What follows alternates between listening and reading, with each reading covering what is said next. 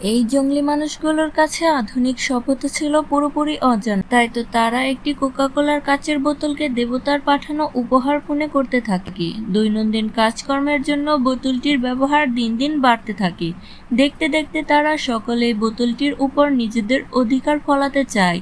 এতে করে তাদের মধ্যে বিরোধের সৃষ্টি হয়। হাসি খুশি ফ্যামিলির মধ্যে হিংসা মারামারি শুরু হয়ে যায়। তখন এই ছেলেটি বোতলটিকে দেবতার কাছে পাঠানোর জন্য উপরের দিকে ছুঁড়ে মারে, কিন্তু আবারও বোতলটি মাটিতে পড়ে যায়। বোতলটিকে তারা অভিশাপ মনে করতে থাকে এবং দেবতাকে এর জন্য গালাগালি দিতে থাকে। তারপর ছেলেটি বোতলটিকে মাটির ভেতরে লুকিয়ে রাখে। রাতে একটি হায়না এসে বোতলটিকে মাটি থেকে বের করে ফেলে। পরের দিন সকালে একটি ছোট ছেলে আবার সেই বোতলটি কুড়িয়ে পায় এবং তাদের মাঝে বোতলটিকে নিয়ে আবারও অশান্তি শুরু হয়ে যায়। এবার ছেলেটি সিদ্ধান্ত নেয় বোতলটিকে পৃথিবীর শেষ প্রান্তে ফেলে দিয়ে আসবে।